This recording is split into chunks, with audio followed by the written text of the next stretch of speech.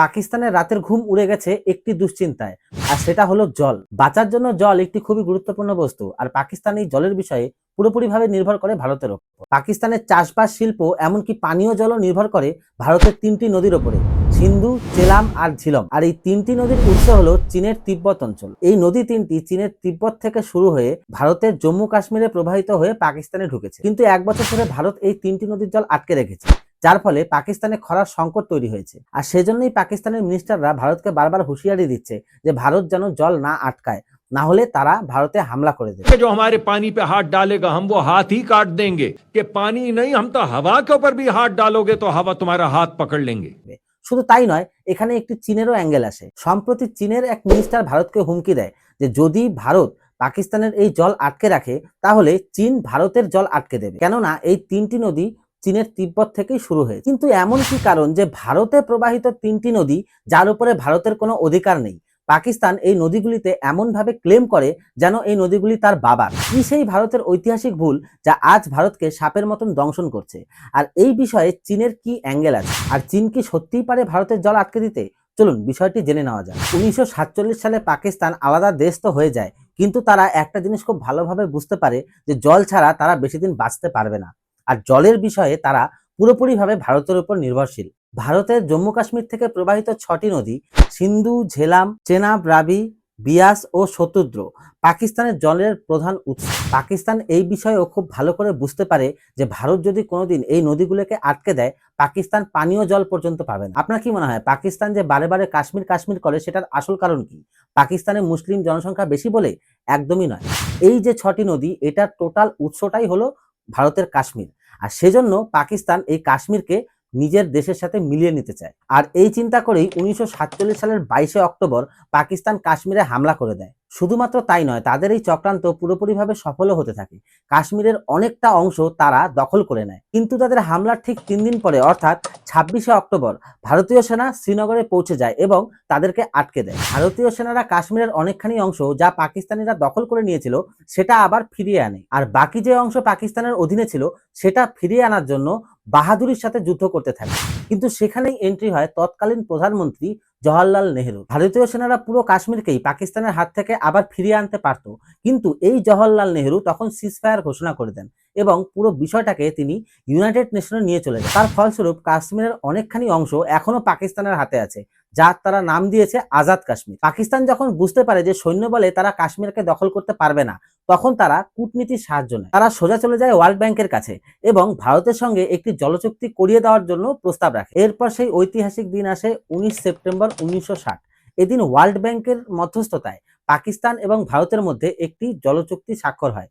তার নামই ছিল ইন্ডাস ওয়াটার ট্রিটি বা সিন্ধু জলসন্ধি। এদিন পাকিস্তানের করাচিতে তৎকালীন ভারতের প্রধানমন্ত্রী জওহরলাল নেহরু এবং পাকিস্তানের তৎকালীন প্রেসিডেন্ট আইয়ুব খান এই দুজনের মধ্যে এই চুক্তি স্বাক্ষরিত হয়। এই চুক্তিতে ভারতের জলকেও পাকিস্তানের সাথে ভাগ করে নেওয়া হয়। ভারত থেকে যে 6টি নদী পাকিস্তানে প্রবাহিত হয় তার মধ্যে 3টি নদী রাবি, বিয়াস, শতদ্র এই 3টি ভারতের ভাগে আসে। ভারত এই 3টি নদীর জল নিজের মতন করে ব্যবহার করার মতন ক্ষমতা পায় ও সিন্ধু, ঝেলাম, চেনাব এই 3টি নদী পাকিস্তানের জন্য ছেড়ে দেওয়া হয়। ভারত চাইলে এই নদীগুলোর মধ্যে জলবিদ্যুৎ প্রকল্প করতে পারবে, কিন্তু এই নদীর জল কোনো সময় আটকাতে পারবে না। ভারতের তৎকালীন প্রধানমন্ত্রী জওহরলাল নেহরু তিনি তার টার্মে অনেক ঐতিহাসিক ভুল করে গেছেন, আর এই ইন্ডাস ওয়াটার ট্রিটি হলো তার ভুলগুলির মধ্যে একটি অন্যতম ভুল। ভাবুন তো, এই নদীগুলির জল যদি ভারতেই থাকতো তাহলে পরে আজকে পাঞ্জাব, রাজস্থান, দিল্লির মতন রাজ্যগুলো যেখানে আস্তে আস্তে জলসংকট বেড়েই চলেছে, তাদের জলের ব্যাপারে ভাবতে হতো না। কিন্তু তৎকালীন প্রধানমন্ত্রী জওহরলাল নেহরু নিজের দেশের চিন্তা না করে এমন একটি দেশের হেল্প করলেন যারা কাশ্মীরের অনেকখানি অংশ তাদের দেশে মিলিয়ে নিয়েছে। এরপর ভারত ও পাকিস্তানের অনেকবার যুদ্ধ লেগেছে, যেমন 1965, 1971, 1999। এই বড় বড় যুদ্ধগুলো হওয়ার পরেও তৎকালীন প্রধানমন্ত্রী এই ইন্ডাস ওয়াটার ট্রিটিতে কোনো সময় হাত দেয়নি। সেই সময়কার সরকার সেভাবেই পাকিস্তানকে জল সাপ্লাই করে গেছে যেভাবে সেটা হয়ে আসছে। কিন্তু এরপরে আসে ভারতের জন্য খুবই দুঃখজনক একটি দিন, 22শে এপ্রিল 2025।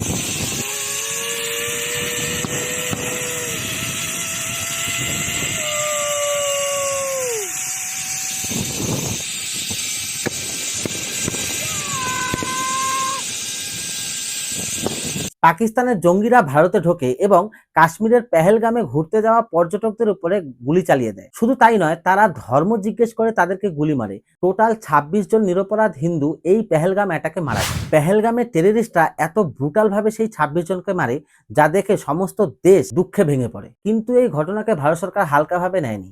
একদিকে অপারেশন সিন্দুরে ভারতীয় সেনা পাকিস্তানের ভিতরে ঢুকে জঙ্গিদেরকে মারছিল, অন্যদিকে ভারত সরকার এই ঐতিহাসিক জলসন্ধি স্থগিত করে দেয়। আর এই একটি সিদ্ধান্ত পাকিস্তানে পারমাণবিক বোম ফেলার থেকেও বেশি ক্ষতি করে দেয়, যা পাকিস্তান এখন হাড়ে হাড়ে বুঝতে পারে। আজকের ডেটে পাকিস্তানে খরা দিনে দিনে বেড়েই চলেছে। তাদের চাষবাস, শিল্প, এমনকি পানীয় জলের জন্য তাদের সমস্যা হচ্ছে। আর এই সমস্যা থেকে বাঁচার জন্য Pakistan world bank, United nation, এমনকি বড় বড় সংস্থাতে গিয়ে হাত জোর করছে যে ভারতকে বোঝাও, ভারত জল দিচ্ছে না। কিন্তু ভারত সরকার খুব স্পষ্টভাবে বলে দিয়েছে যে এই বিষয়ে ভারত কোনো তৃতীয় ব্যক্তিকে অ্যালাউ করবে না। আর পাকিস্তান যতদিন না ভারতে জঙ্গি পাঠানো বন্ধ করবে, ততদিন ভারত পাকিস্তানকে জল দেবে না। আর আমরা সবাই জানি পাকিস্তান হলো কুকুরের লেজের মতন, যে কোনো সময় সোজা হতে পারবে না। তাই ভারত সরকার সিদ্ধান্ত নিয়েছে 2030-এর মধ্যে এই যে বাকি 3টি নদীর জল আছে সেটা পুরোপুরিভাবে ভারতে ডাইভার্ট করে। আর এই জল পাবে ভারতের হিমাচল প্রদেশ, দিল্লি, পাঞ্জাব ও রাজস্থানের মতন রাজ্যগুলো। আর এর ফলে এই রাজ্যগুলোতে যে দিনে দিনে খরার সমস্যা বেড়েই চলেছে সেটা কন্ট্রোল হবে।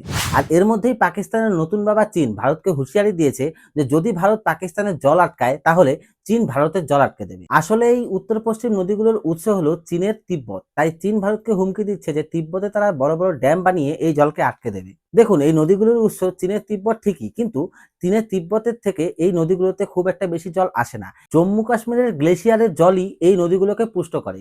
তাই চীন যদি ভাবেও যে তারা তিব্বতে বাঁধ বানিয়ে এই নদীগুলোকে আটকাতে পারবে, সেটা কোনোভাবেই সম্ভব না। হ্যাঁ, তারা একটা কাজ করতে পারে, তারা ভারতের পূর্বে অবস্থিত ব্রহ্মপুত্র নদীর জল আটকাতে পারে। কিন্তু ভারত সরকার সেই বিষয়েও অনেক চিন্তা ভাবনা করছে। চীন যদি কোনো সময় এই ব্রহ্মপুত্র নদীর জল আটকায়, তাহলে পরে ভারত সরকার কি পদক্ষেপ নিচ্ছে সেটা দেখার মতন হবে। বাকি এই বিষয়ে আপনার কি মত কমেন্টে জানান। ভিডিওটি এই পর্যন্ত দেখে থাকলে লাইক ও সাবস্ক্রাইব করে দিন। আপনাদের একটি লাইক ও সাবস্ক্রাইব আমাদের নতুন নতুন ভিডিও বানাতে অনেক বেশি প্রেরণা দেয়। বাকি দেখা হচ্ছে বন্ধুরা পরের ভিডিওতে।